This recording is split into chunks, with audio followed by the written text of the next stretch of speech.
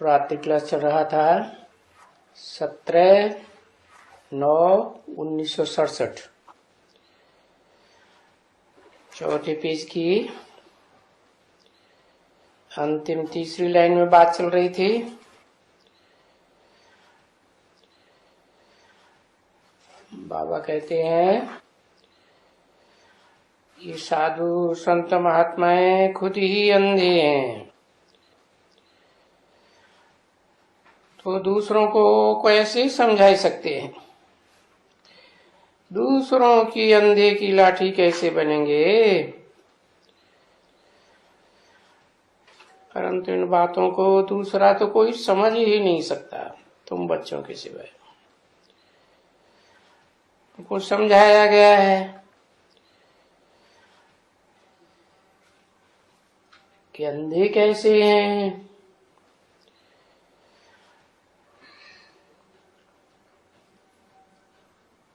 सूर्य है तो सबको सोजरा देखने में आता है, वो तो जड़ सूर्य है। यहाँ तो है ज्ञान सूर्य की बात,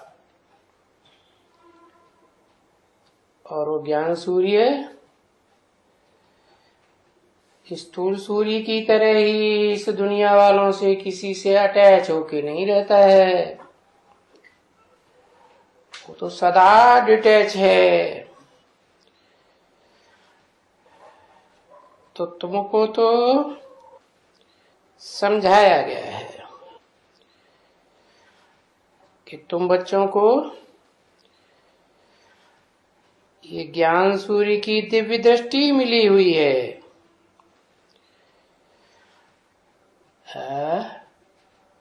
बुद्धि का तीसरा नेत्र,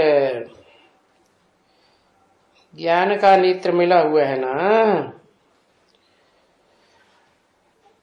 तो तुम अभीत्र नेत्री हो। अभी, क्योंकि और युगों में तो ज्ञान सूर्य सृष्टि पर आता ही नहीं है। ये तो कलयुग के अंत में ही आता है, सतयुग की नई दुनिया बनाने के लिए और सत्यधाम बनाने के लिए। तुम बच्चे सत्यधाम को इस सृष्टि पर उतारेंगे ना। अरे वो जड़ सूर्य भी निकलता है तो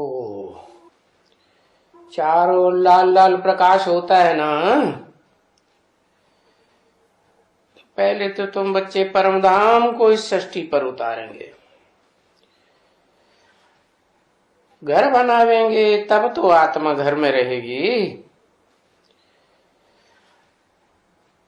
तुमको अभी ज्ञान नेत्र मिला है, दूसरे सभी बाहर की आंखों से देखते हैं।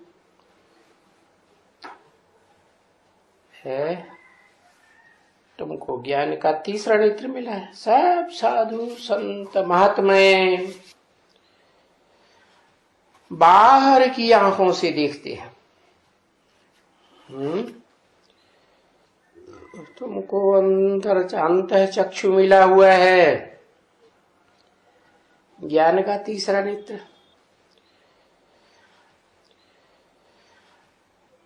क्योंकि इस दुनिया में तो कोई ज्ञानी आत्मा है ही नहीं, सब जन्म मरण के चक्र में आते हैं। चाहे देव आत्माएं हो, ऋषि मुनि आत्माएं हो, मनुष्य आत्माएं हो, राक्षसी आत्माएं हो, या कोई भी प्राणियों की जीव जंतु की आत्माएं हो, सब बाहर की आंखों से देखते हैं। तुमको ये तीसरा नेत्र मिला है ज्ञान सूर्य बाप से।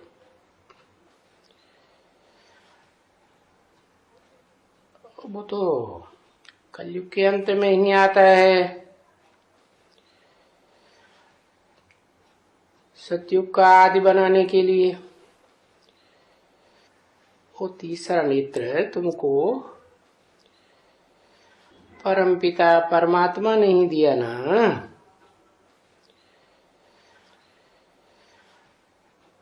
17/9/1967 की वाणी का 5वां पेज, रात्रि क्लास। और तो दुनिया में कोई भी किसी को ज्ञान का नेत्र दे ही नहीं सकता, क्योंकि सृष्टि के आदि मध्य अंत का ज्ञान कोई के प्यास नहीं है। ऋषि मुनि भी कहते आए, नेति नेति, हम आदि मध्य अंत को नहीं जानते।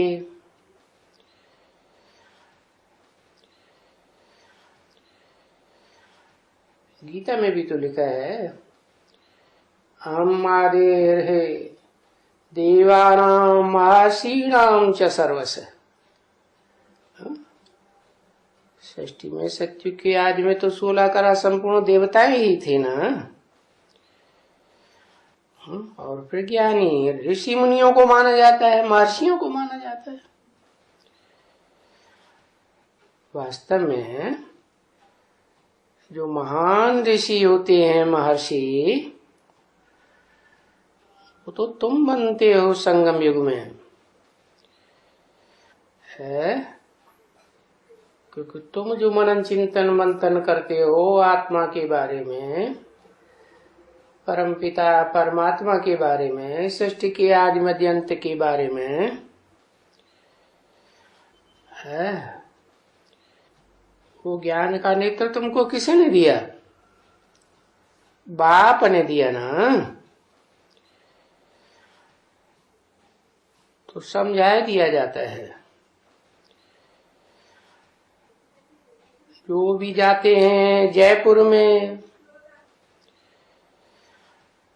बनारस में जाते हैं, फलानी फलानी जगह घूमने जाते हैं,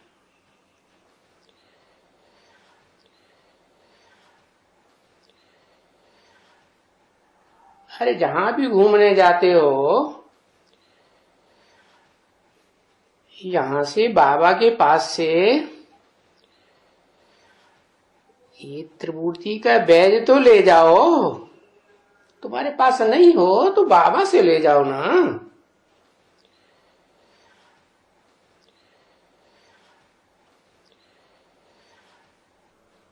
इस बैज से समझा सकते हो, और तुम सभी कुछ समझा सकते हो, है? और ये बुड्ढियां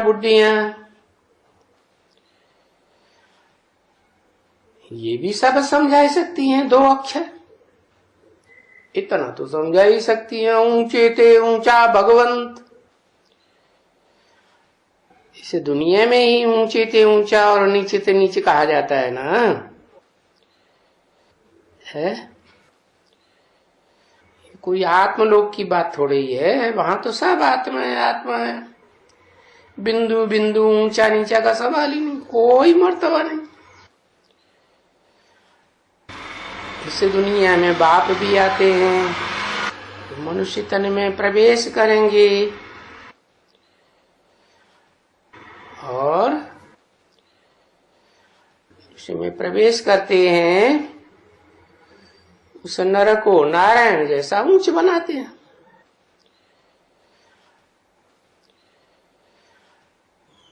तो कोई नारायण भी तो एक नहीं हुआ ना, अनेकों का गायन थोड़े ही होता है। जिसका टाइटल सबको मिलता है, जो आदि का नारायण होगा, उसी को कहेंगे ना ऊंचे ते ऊंचा भगवंत। तो इस त्रिमूर्ति के चित्र पर ये तुम समझा सकते हो कि इसमें ऊंचे ते ऊंचा भगवंत कौन है। ब्रह्मा है, विष्णु है, शंकर है, या तीनों मूर्तियों से परे की स्टेज जो बनाता है, बाप समानामूर्त बन जाता है। मूर्ति की अर्थात देह की कोई स्मृति नहीं रहती। तो बाप समान निराकारी निर्विकारी निराकारी निरहंकारी बन गया ना, तो ऊंचते ऊंच हुआ ना। नारायण तो बाद में, नारायण को भी तो बनाने वाला चाहिए ना। नारायण स्वयं तो नहीं नारायण बन जाता है। जो नाम रख दिया नारायण, नार माने ज्ञान जल, आयन माने घर, जिसका ज्ञान जल में ही घर है, ज्ञान की रोशनी के वाइब्रेशन में ही रहता है। पहले तो नहीं रहता था।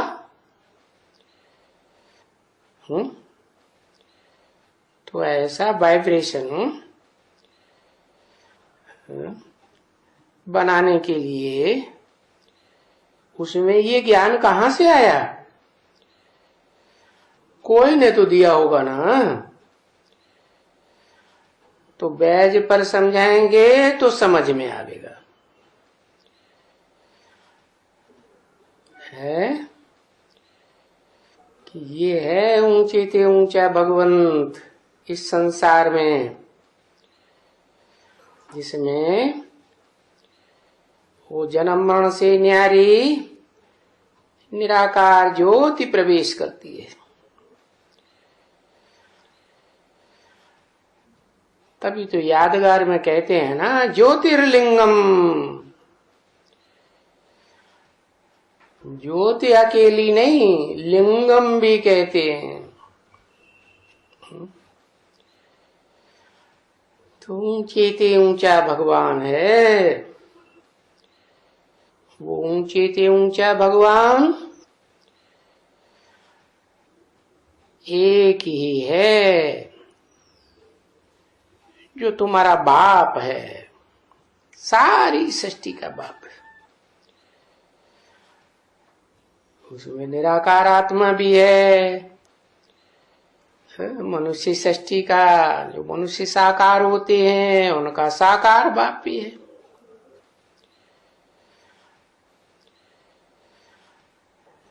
साकारी देह और निराकारी आत्मा का कॉम्बिनेशन है ना। तो ये रचयिता है।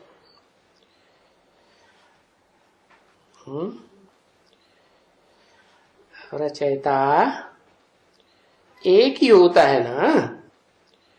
रचयिता बाप को कहा जाता है ना।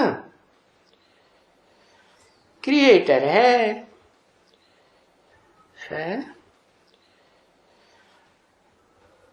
कोई भी बच्चे का XYZ कोई भी हो,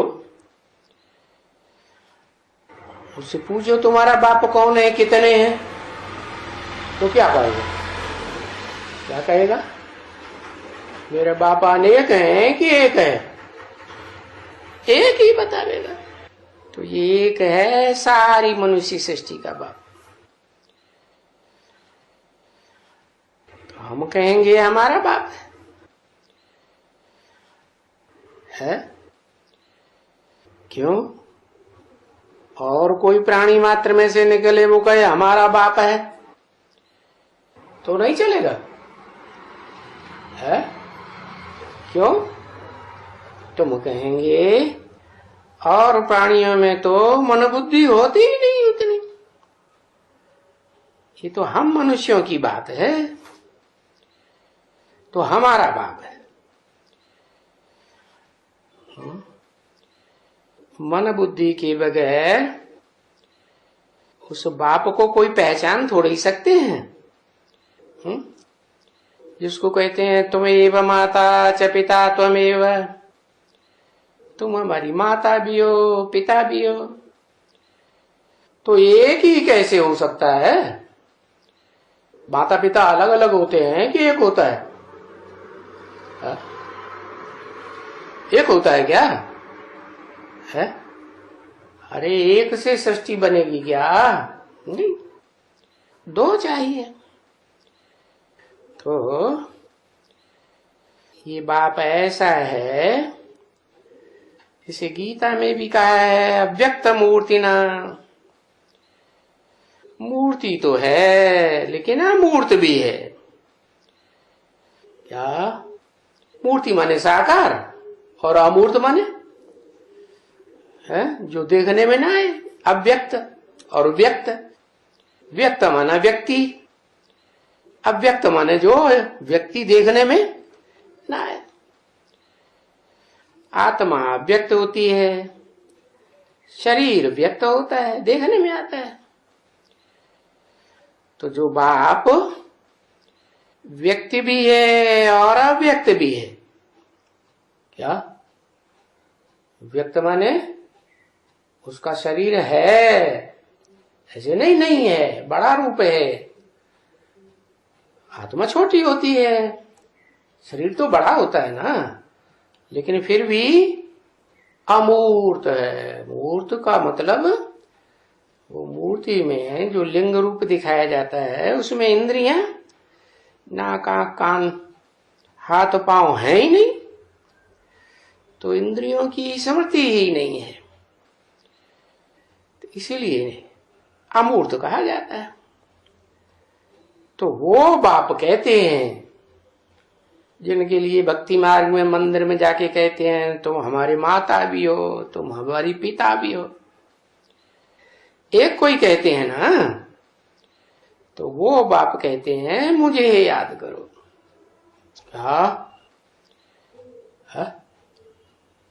माम एकम याद करो।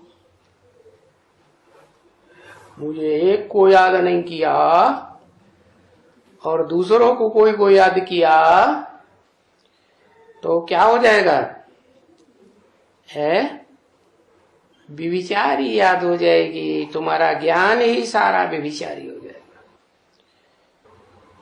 व्यभिचारी ज्ञान तो ऐसे ही हो गया, जैसे दूध के भरे हुए घड़े में एक बूंद सरफ का विष डाल दो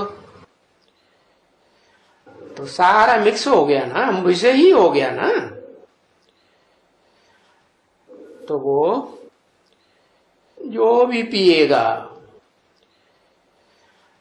वो तो अपना असर करेगा ना विष का।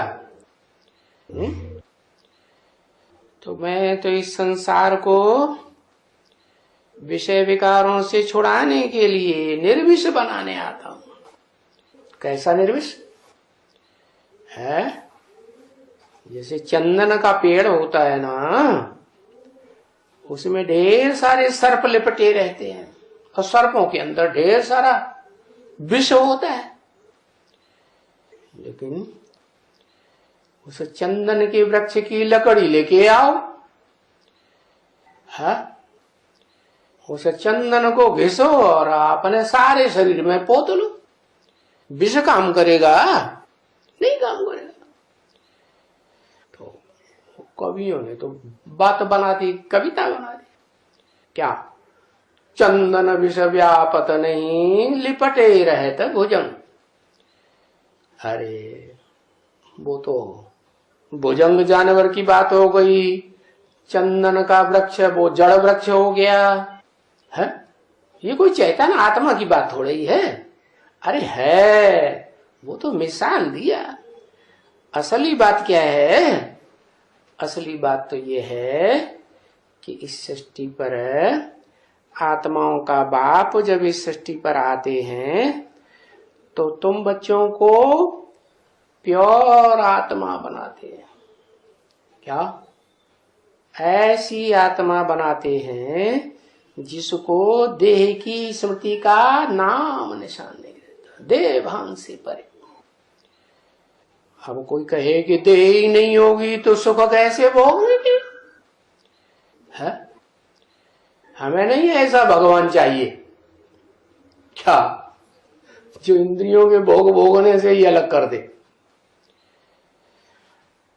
तो बाप कहते हैं इंद्रियों के भोग जो होते हैं वो तो थोड़े समय के होते हैं, सदा काल के नहीं होते हैं। जीवन में सदा काल के होते हैं क्या? नहीं।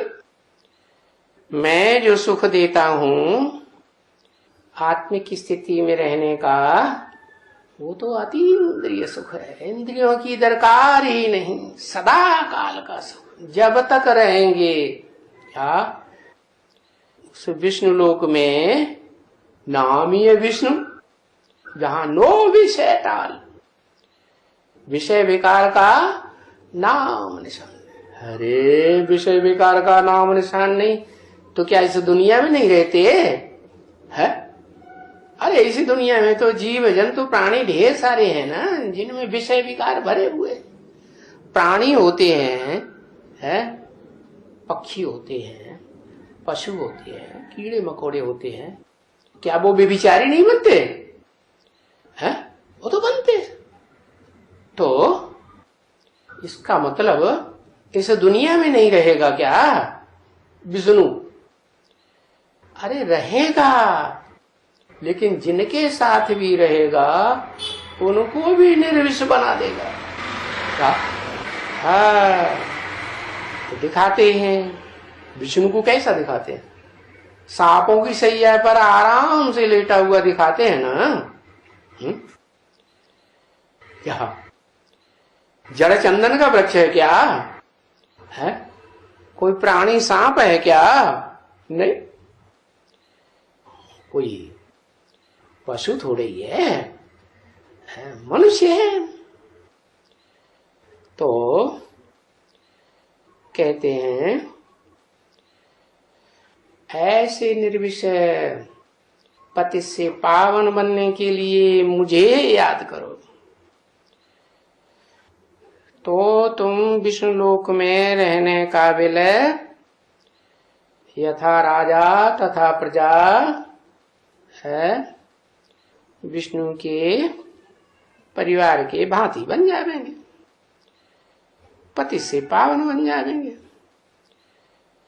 तो ऐसा विष्णु को किसने बनाया है?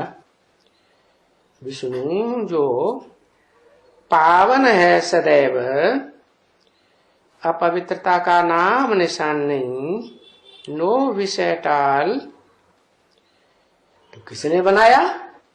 ऊपर वाले ने बनाया।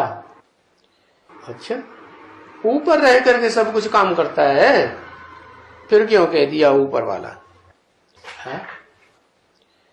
ऊपर वाला रहता है, ऊपर बैठ के सारा काम कर देता थू, और बस दुनिया पावन बन गई है। जिस षष्ठी पर आता है और आकर के है पक्का योग लगाता है। किसके साथ? जिस देहधारी में आता है। देहधारी में आता है तो आत्मा ही होगी ना, देह को धारण करने वाली। लेकिन वो देह को कंट्रोल करता है या आत्मा को कंट्रोल नहीं करता, आत्मा को फ्री छोड़ता है। ज्ञान तो सुनाता है, लेकिन बोलता है तुम्हारी समझ में आए तो तुम मानो, तुम्हारी समझ में ना आए मत मानो। जब तुम्हारी समझ में आ जाए तो मान लेना। क्या क्या मान लेना है? कि मैं ऊपर का वासी नहीं हूं, मैं तो नीचे आया हुआ हूं, और नीचे भी षष्ठी में है देहधारी में प्रवेश करता हूं, और जिस धारी में देहधारी में प्रवेश करता हूं वो मेरा मुकर्रर रथ है। तो मुकर्रर होने से क्या फायदा? टेम्परेरी रथ भी तो होते हैं है? घर कोई सदाकाल के लिए होता है, ये एक ही घर में रहता है, कोई टेम्परेरी घरों में काम नहीं करता। हाँ, बीच बीच में काम करता है ना जाके। तो बताया वो मुकर्रर रथ है जिसमें मैं प्रवेश करता हूं मुकर्रर रूप से, उसका ही मैं परिचय देता हूं है। जो गीता में कहा है, अर्जुन तेरा ये जो शरीर है क्षेत्र है, इदं शरीरम कौन्तेय क्षेत्रम इति अभिधीयते। तेरा ये जो शरीर इस दुनिया में आकर के यहाँ युद्ध क्षेत्र है। युद्ध क्षेत्र में आता हूँ और ये कर्म क्षेत्र भी है। कर्म के क्षेत्र में आता हूँ। ऐसे नहीं कि मैं सतयुग त्रेता के स्वर्ग में आता हूँ, नहीं। सतयुग त्रेता में युद्ध नहीं होता क्या, और वहां देवताएं कोई कर्म भी नहीं करते, लेकिन क्या होता है, धर्म होता है। क्या, काहे की धर्म, धर्म धर्म माने धर्म। वहां धारणा होती है आत्मिक स्थिति की धर्म। तो वो आत्मिक स्थिति की धारणा इस दुनिया में जब मैं आता हूं धर्म क्षेत्र में, कर्म क्षेत्र में, तो आत्मिक स्थिति की धारणा नहीं होती। वो ही धारणा पक्की कराने के लिए आता हूं। तो जिसमें परमानेंटली आता हूं वो तो पहले आत्मिक स्थिति में टिक जाएगा। तो वो टिकता है तो सारी दुनिया, कोई भी प्राणी मात्र हो, सब पतित से पावन बनते हैं। पतित से पावन बनते हैं माने जो भी प्राणी मात्र में शक्ति है ना, वो सुख भोगने से शक्ति क्षीण होती रहती है? वो सब प्राणी जो क्षीण शक्ति वाले बन जाते हैं, क्षीण होना माने पतित होना, वो पतितपना मैं आकर के पावन पने में बदल देता हूं। क्या इस मनुष्य सृष्टि में कोई भी मनुष्य मात्र, देवात्मा हो, ऋषि मुनि हो, राक्षसी आत्माएं हो, या कोई भी प्राणी मात्र ही क्यों न हो, पशु पक्षी हो, कीड़े मकोड़े हो, सबका क्षरण पतन होना आखिरी बंद होता है। तो प्राणियों की तो बात छोड़ दो, क्योंकि उनमें तो मन बुद्धि नहीं है, वो तो सिर्फ वाइब्रेशन को पकड़ते हैं। तो मैं मनुष्यों में आता हूं, मनुष्यों के बीच में आता हूं, और मनुष्यों में जो मुख्य है उस मनुष्य सृष्टि के बाप को पकड़ता हूं मुकर्रर रथ बनाने के लिए, और उसे आप समान निराकारी बनाता हूं। कैसा निराकारी? देह की विस्मृति करा देता हूं। शुद्ध आत्मा। और कहता हूं इसको पहचानो, जिस मुकर्रर रथ में आया हुआ हूं, और फिर मुझे याद करो। है मुझे माने मुझ ज्योति बिंदु आत्मा, जो आत्माओं के बाप कही जाती है, तुरीय है, जन्म मरण के चक्र में नहीं आती है, मुझे याद करो। तो तुम्हारा भी जन्म मरण का चक्कर क्या होगा? खलास हो जाएगा। है इस दुनिया में रहते रहते खलास हो जाएगा है, या कोई और दूसरा लोक है? क्योंकि इस दुनिया में तो दो ही लोक हैं, सुखधाम और दुखधाम। लेकिन एक तीसरा लोक है जहां का मैं वासी हूं, शांति धाम। वहां शांति ही शांति लगी पड़ी, और सदा काल की शांति। तो तुम बच्चों को भी, आत्मा रूपी बच्चों को मैं उसी दुनिया का वासी बना देता हूं। लेकिन कैसे? मैं बनाता करता कुछ नहीं हूं, मैं सिर्फ रास्ता बताता हूं। क्या करो? मुझे माम एकम याद करो। तो गारंटी करते हैं, क्या गारंटी तो करते हैं, क्या ये गीता के अक्षर हैं। तो मैं गारंटी करता हूं तुम्हारे सब पाप कट जावे। जो भी जन्म जन्मांतर तुमने इस नरक की दुनिया में पाप किए हैं ना, नर माने मनुष्यों के संग के रंग में आकर के, वो सारे पाप मेरी याद में, और मैं जिस घर में प्रवेश करता हूं, शरीर रूपी घर में प्रवेश करता हूं ना, उसको भी मैं परमधाम जैसा बना देता हूं, अपना घर बना देता हूं, आत्मलोक बना देता हूं। जितनी भी आत्माएं हैं, मनुष्य आत्माएं हों, प्राणी मात्र की आत्माएं हों, उन सब आत्माओं की जो बीज रूप बाप हैं, वो आत्माएं बीज पक्का बन करके, आत्मा बन करके इस मनुष्य सृष्टि में जो परम धाम बनता है, वहां की वासी हो जाती है। और उन बीजों में फिर सारी दुनिया अपनी अपनी समाई हुई है। जैसे कहते हैं ना, एक एक सितारे में दुनिया समाई हुई है। तो ऐसे ही इस धरती के ये सितारे हैं जिनमें वो दुनिया समाई हुई है। प्राणी भी हैं, पशु पक्षी की आत्माएं भी हैं, है वो बीज रूप आत्माएं जब इस सृष्टि पर पार्ट बजाती हैं, तो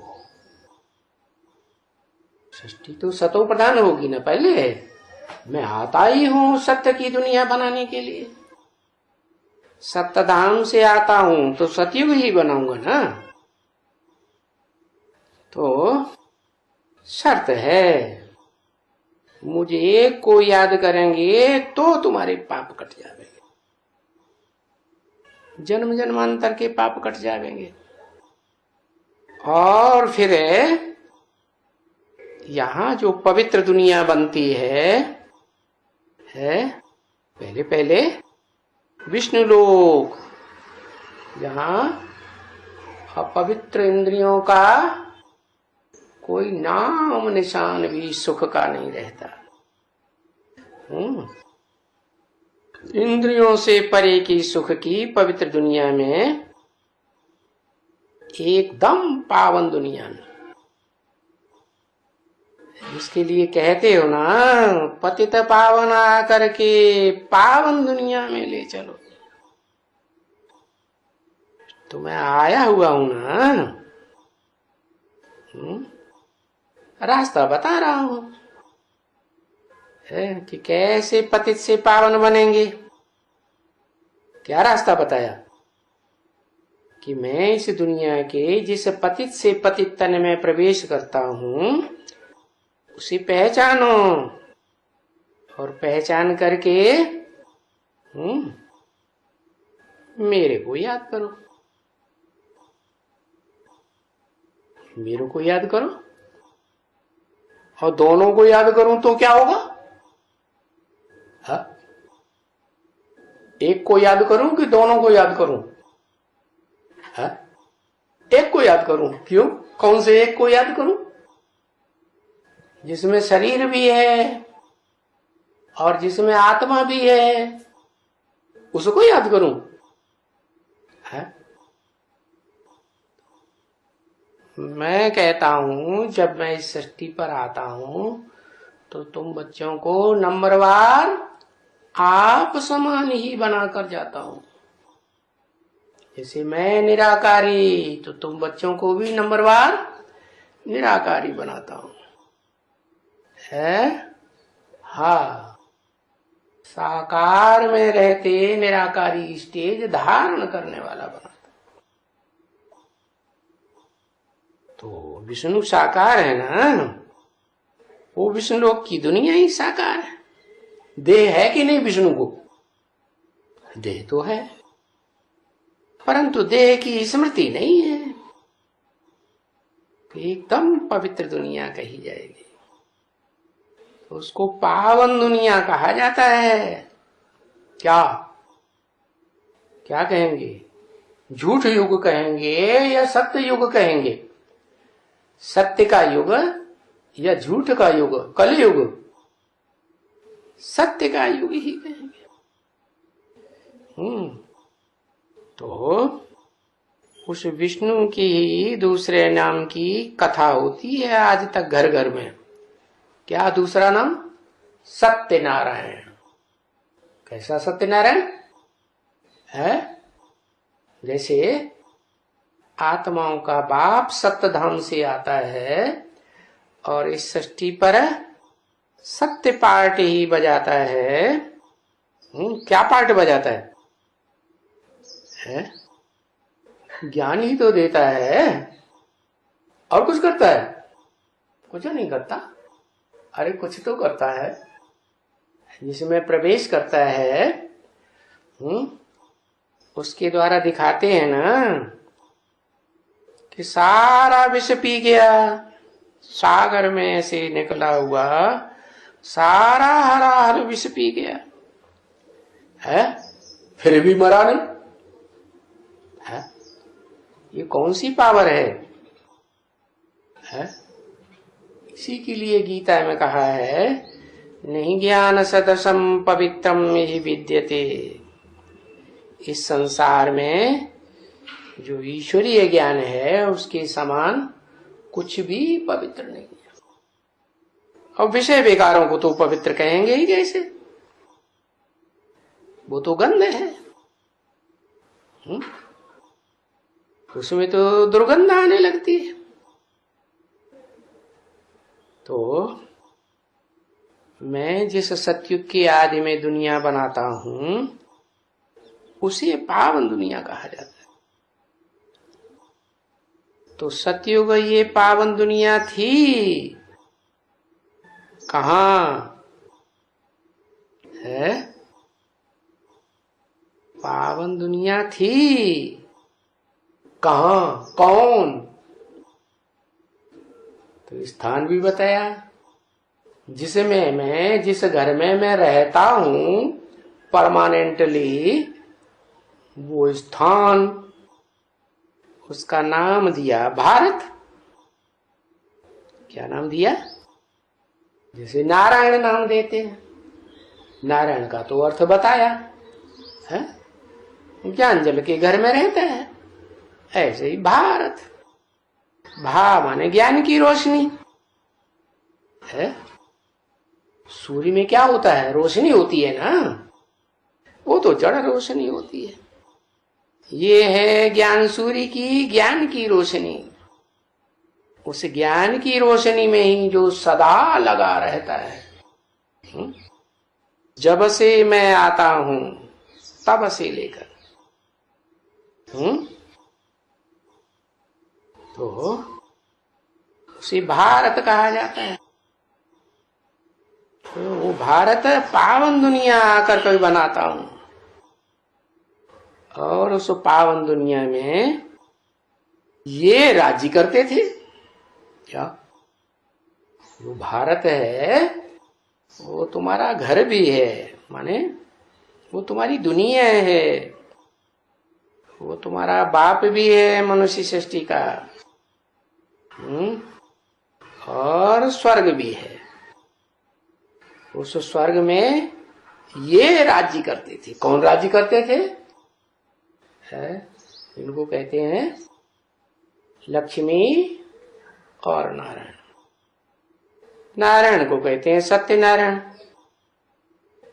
तो क्या लक्ष्मी को सत्यनारायण कहें कि नहीं कहें? सत्य लक्ष्मी कहें या नहीं कहें? नहीं, झूठी है। अच्छा, वो कोई जन्म में झूठी बनती है कोई दूसरे आदमी के द्वारा। अरे झूठी भी नहीं बनती, फिर कहते सच्ची भी नहीं है। ये क्या बात हुई? एक बात कहो ना। अरे लक्ष्मी सच्ची हुई या झूठी हुई? सच्ची हो गई। अभी तो कह रहे हैं झूठी है। सत्य लक्ष्मी नहीं कहेंगे? बदलते रहते हैं घड़ी घड़ी। तो ये राज्य करते थे। कौन कौन? लक्ष्मी है, लक्ष्मी, मी माने मुझको, लक्ष्य माने जिसको लक्ष्य मिला हुआ है। क्या? नारी से क्या बनना है? लक्ष्मी बनना है। ये नहीं कहा नारी से जगदम्बा बनना है। क्यों? ऐसे क्यों नहीं कहा है? जगदम्बा कोई कम ताकतवर होती है क्या है? अरे कम ताकतवर होती है? नहीं, कम ताकतवर कहाँ होती है? और उसके पास तो माया बेटी और होती है, जबरदस्त ताकत वाली। इतनी ताकत वाली होती है माया बेटी कि भगवान इस सृष्टि पर नई स्वर्ग की, हेवन की दुनिया बना के आते हैं और उनसे वो आधी दुनिया छीन लेती है, नरक की दुनिया बना देती है। तो जगदम्बा कोई कम ताकतवर हुई क्या? जगत की अम्बा। जगत माने स्वर्ग की अम्बा नहीं, सारे जगत की अम्बा। जगत में तो सभी धर्म आ गए, इसीलिए तो गीता में कहा है सर्वधर्मान परित्यज्य, सब धर्मों को त्याग दो। है, सब धर्मों को त्याग दो, क्योंकि सब धर्म जो हैं और धर्म जो है वो विचारी बनाने वाले। मैं जिस सत धर्म की आकर के, सत्य माने सच्चे धर्म की आकर स्थापना करता हूं, वो अविचारी धर्म है। तो माया के राज्य में जो बड़ी थी बड़ी पावरफुल है जगदम्बा। कितनी पावरफुल? जहां के लिए सिखों ने गाया हुआ है, राज करेगा खालसा। खालिस माने पवित्र, कहते ना हिंदी में।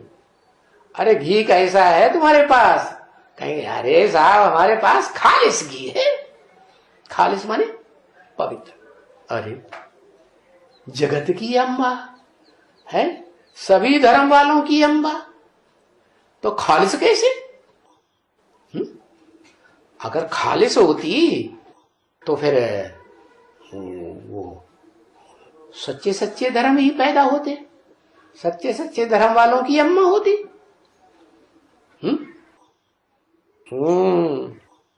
बताया कि वो आत्मा भी जो जगत की अम्बा है, कीचड़ में, कीचड़ की दुनिया में रहती है, नरक की दुनिया में रह करके भी सब धर्म वाले बच्चों को पोषण करते हुए भी वो कमल फूल के समान रहती है।